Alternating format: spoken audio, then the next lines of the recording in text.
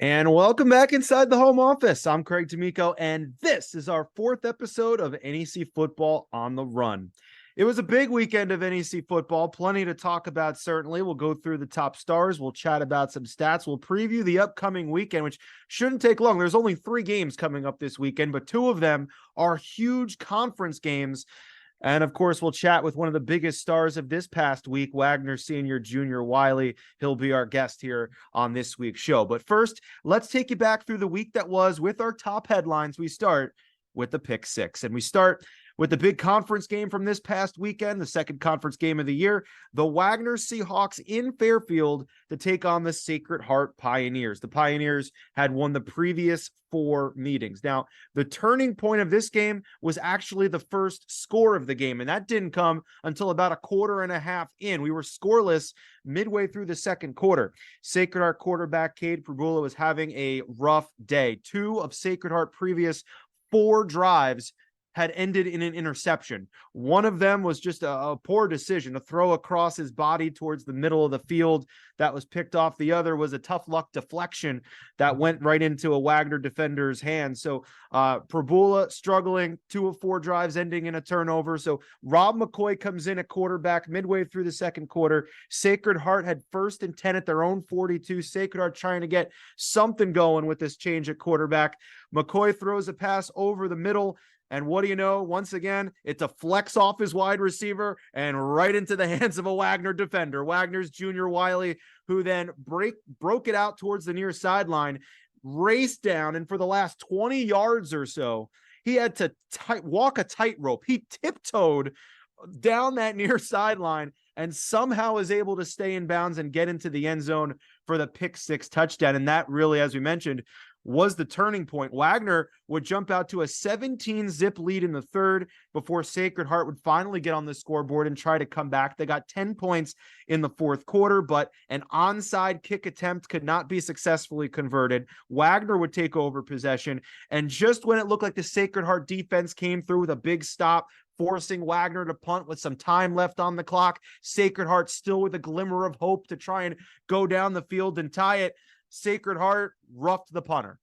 15-yard penalty, automatic first down for Wagner, and that was the ball game. The Seahawks ran out the clock and came away with a 17-10 win, a huge victory for the Wagner Seahawks program that was 2-36 in their previous 38 games prior to Saturday. It was Wagner's first road win since 2018 at Robert Morris. And how about this? Wagner 1-0 in conference play for the first time since 2019.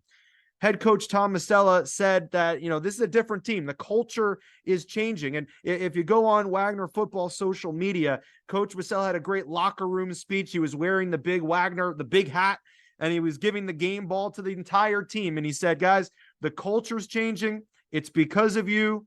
We're starting to believe. And man, there was plenty to believe for the Wagner Seahawks, especially on the defensive side. Justin Riley with 12 tackles, a sack, and an interception. Junior Wily, today's guest, had that pick 6. And the defense held Sacred Heart to 2 for 11 on 3rd down and 1 for 3 on 4th down. The Wagner defense was incredible. And on the other side for Sacred Heart, look, the struggle continues at quarterback, trying to replace Marquez McCray. Rob McCoy, 8 for 18 for 81 yards and a pick. Cade Prabula, 4 for 9, 29 yards and 2 picks. So Sacred Heart still has to figure that part out. Malik Grant, he's doing Malik Grant things. 27 carries, 133 yards. Great game, but Sacred Heart could not overcome the turnovers, the miscues. They fall to 0-1 in NEC play for the first time since 2021. But guess what? 2021, they started 0-1. They came back to win the NEC championship. So still plenty of season left to go. Now, last week, we know Sacred Heart fell at Georgetown in a game that was stopped in the fourth quarter due to weather. This week, it was Stonehill traveling to the nation's capital for a non-conference test against the Hoyas. Stonehill coming off that big win in their NEC opener against Central Connecticut State. The teams were, this was a seesaw. They were trading touchdowns back and forth in the first half. Corbett had a rushing touchdown for Stonehill. Georgetown threw a touchdown pass. Corbett ran for another touchdown. Georgetown threw for another touchdown pass. The game was tied at 13 at the break, and then coming out of the break, they traded touchdown passes in the third quarter. Stonehill touchdown pass, Georgetown touchdown pass. But the game-winning points for the second week in a row were supplied by Stonehill kicker Perry Shelbred. Wasn't at the gun this time, not at triple zeros, but with 5:57 left, a 30-yard field goal. Georgetown would get the football back. They would drive to the Stonehill 30 in the final seconds, but there was a block below the waist penalty. It pushed them back 15 yards. They took a sack as time expired, and Stonehill held on for an incredible win on the road, 23-20, perhaps a signature win for their program on the road in non-conference play in just their second year in D1. Jermaine Corbett just last week told us here on the show that he's going to finish with more touchdowns than Saquon Barkley. That's looking like a pretty good bet right now. He's up to 5 after 2 scores this week, another 100-yard rushing game. He had 29 carries for 131 yards. It was Stonehill's first ever win against the Patriot League. Skyhawks quarterback Asher Karaha went over 2,000 career yards during this game, the 10th Stonehill quarterback to reach that milestone. Stonehill won for the first time back-to-back road games as a Division I school. And how about Stonehill? 348 yards of offense against a team in Georgetown that was number 1 in all of FCS entering the week on defense. Big time win for the Skyhawks. Now for story 3, let's check in with the reigning defending NEC champion, the SFU Red Flash, who we know were in for a tough task this weekend. They were back on the road against the Delaware Blue Hens, the team that ousted them from the FCS playoffs a year ago. And, last year they got out to a slow start in that playoff game. Delaware had a touchdown. SFU had a 3-and-out. Delaware had another touchdown, and before you could even blink, it was off to the races from there. This year, though, a little bit of a different story. St. Francis struck first. Cole Doyle, a 4-yard touchdown pass to Casey McKinney to cap off a 15-play, 85-yard, near 9-minute drive. Great strategy. If you're possessing the ball, that's less time that Delaware possesses the ball. So great job matriculating the ball down the field, taking their time, and paying it off with a touchdown. It was one of the best drives of the season for St. Francis, and perhaps a little bit of a boost for them as they get ready to go into conference play. It gave them a 7-0 lead, but Delaware would then go on to score the next 42 unanswered and would go on to win 42-14. But again, 5 SFU players finished with a half sack. Jalen Robertson led the way with a sack and a half. Last year, they only were able to muster 258 yards of offense. This year, 320. Cole Doyle, 118 pass yards, 46 rush yards. He continues to move the ball, the reigning offensive player of the year. So despite this tough setback in this final non-conference test for SFU, still plenty of positives as we look forward for the Red Flash heading into conference play next week. Story 4, LIU. They were in Big 12 country down in Waco to take on Baylor, and to make matters worse, they were without their starting quarterback, Lucas Stanzani, who went down due to injury a week ago. So the Sharks turned to Chris Howell, the freshman from Queens, making his first career start. He went 4 for 10, 41 yards, no touchdowns, and a pick. He had an impressive 10-yard touchdown run in the second quarter to get LIU to within 16-7 at the half. Now, at the half, there was another 2-hour weather delay. I mean, bless the hearts of these LIU Sharks who had the lengthy delays last week. Now another 2-hour weather delay this week. I mean, can you imagine? You're in these cramped visiting locker. You're not even in your home locker room. You're in these cramped visiting locker rooms with about 80 guys for hours, 2 hours, 2 weeks in a row. I can't imagine that scenario is that much fun. We'll have to ask Wagner's Junior Wily about that later. I mean, Wagner went through a lengthy weather delay last week, so we have to get to the bottom of what goes on in those locker rooms when you're in there with all those guys for like a couple hours.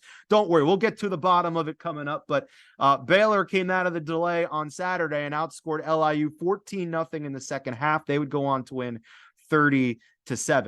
Elsewhere, Central Connecticut State and Duquesne also fell to FBS opponents. Central 38-10 to Kent State, and Duquesne 66-7 to Coastal Carolina. That was the game we mentioned last week, was originally scheduled for 2020, never happened due to the pandemic. So tough day for Duquesne. Now, Kent State in their game with Central scored the first 38 points, Central the last 10.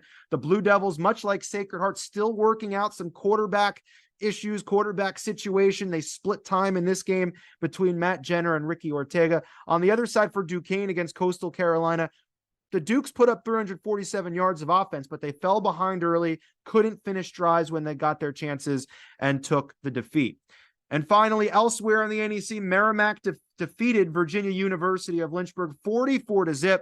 Tyvon Edmonds Jr. rushing for 214 yards and a score. So the NEC standings through week 3 have Stonehill and Wagner tied atop the league at 1-0 in conference play. Duquesne and Merrimack are 1-2 overall, yet to play their conference openers. LIU and SFU are 0-3 overall. They've yet to play their conference openers. And Central Connecticut State and Sacred Heart both 0-1 in the NEC. Time now for our top 3 stars of the week, and we start at number 3. It's Merrimack running back Tyvon Edmonds Jr. Merrimack's game with VUL was very much we're just going to out-physical these guys type game. Only 6 pass attempts for the Warriors the entire game. They just ran it down VUL's throats.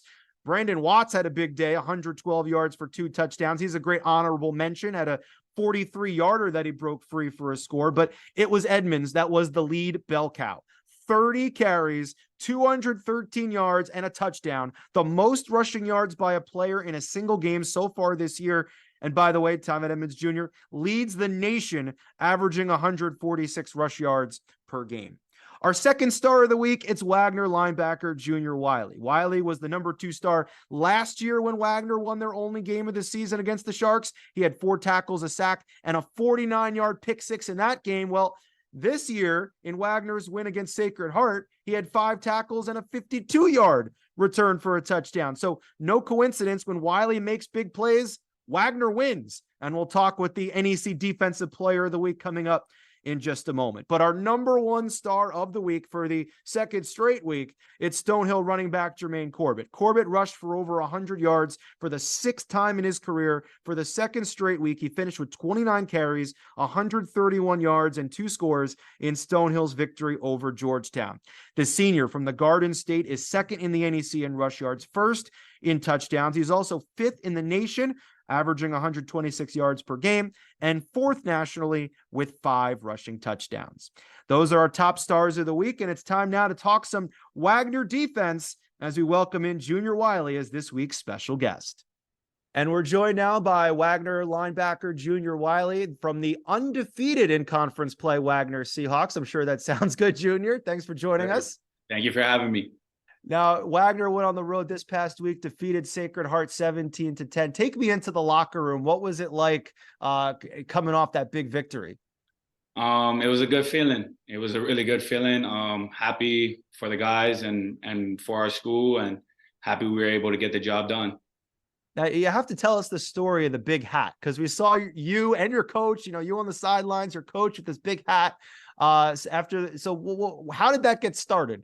It started in the summer. Actually, TJ Masella, who's our equipment guy and Coach Masella's son, he had suggested to us an idea for us to come up with it, and I don't think we actually came up with anything. So I think that's all the credit goes to TJ on that one. He came up with the big hat idea, and we finally got it out, and we got it on display against St. Francis. So props to TJ.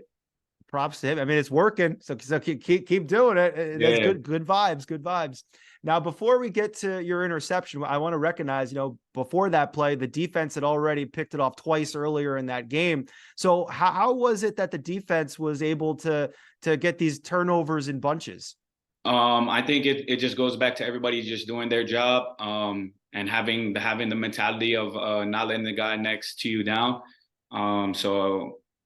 We just keep playing like that and having high effort. Turnovers and the big hat will be out more, I guess. Now take me through your play. What did you see? There was a deflection and you had it. So when you got it off the deflection, did you know right away that you had a lane to the end zone? What were you thinking in that moment? Once I caught the ball, I just seen the first dude to my outside, and I just wanted to set him up and make a miss. And then I seen an O-lineman in my peripheral, and as a skill player, it's a no-no to get tackled by O-lineman. So I just decided to outrun him, ran a tight rope down the sideline, and just met my guys in the end zone. And that's the part I want to ask you about next. So in your life, have you ever had like any gymnastics or dancing class there? Because that walking the tightrope, that was a thin line to walk, but you pulled it off nicely. So what do you credit that to? I credit that to my trainer back home in Hawaii. His name is Sunil. The Game Changer is his Instagram. We do a lot of training similar to Mark Marinovich and the Troy Polamalu type of training. So I credit that to him, having my balance in my ankles, my knees, my kinetic chain, all good. Yeah, no, that was awesome. So separately from this game, I wanted to ask because your team kind of had some weather delays last week that you had to go through against Navy, and LIU had weather delays now 2 weeks in a row. So for people that aren't in the locker room, what's that like sitting in there for 2 hours with all these people? Like, so what do you do in there?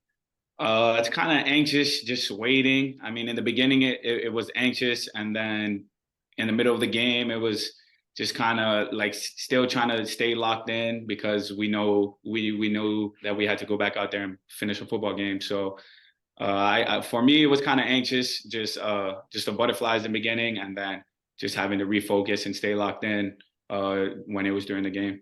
Are you talking? Are you eating? Are you watching video? Or are you looking at YouTube? Like what's going on?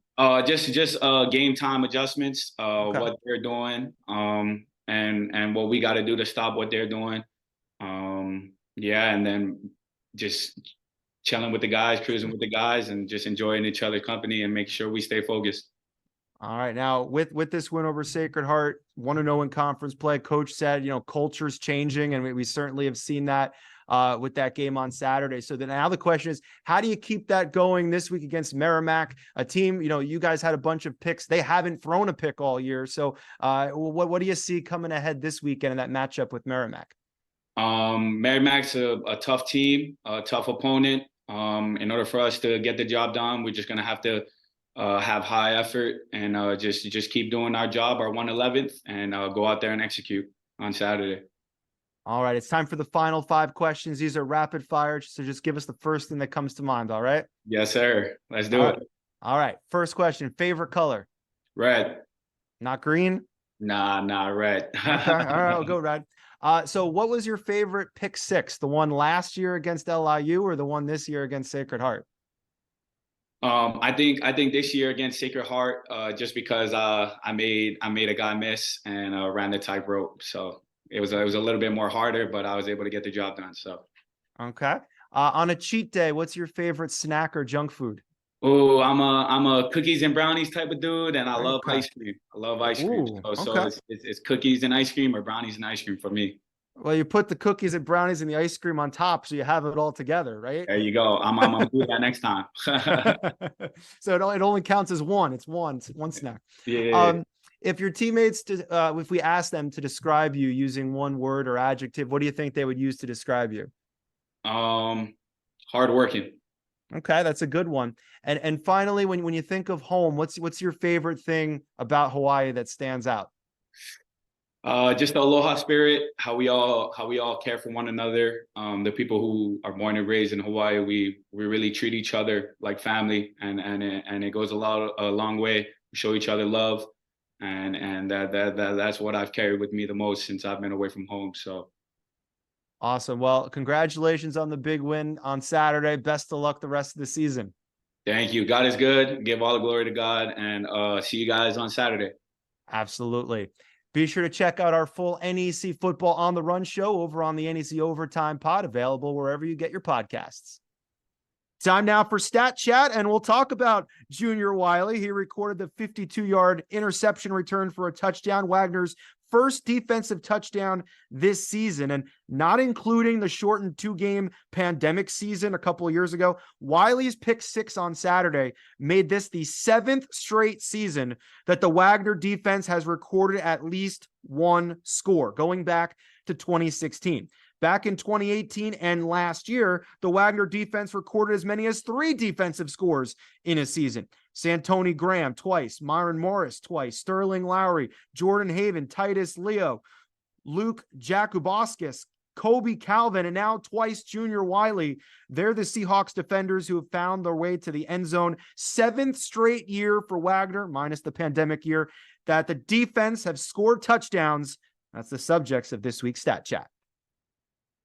And finally, only 3 games on the NEC schedule this week, but 2 of them are conference clashes. So here's what we have coming up on tap. Now, Sacred Heart, as we highlighted earlier, rough start to the season. 3 games, 3 losses, 2 of them decided by a single score, and 1 of them they really didn't get to finish all the way through due to weather. So this week, they're going to try to turn things around against the reigning defending champion and the preseason favorite, the St. Francis Red Flash. So not an easy task. SFU, they're also 0-3. Their 3 losses, though, all by double figures to Western Michigan, Robert Morris, and this past week, Delaware. This will not only be SFU's conference opener, but also their home opener at DeGaulle Field. Last year, SFU defeated Sacred Heart big 44-14, with the Red Flash putting up 568 yards of total offense. Now, both teams have had their struggles, so we should start to get some answers to see if either of these 2 teams can bounce back and be the contenders they were forecasted to be in 2023. We'll see what happens when they meet on Saturday at noon on NEC Front Row.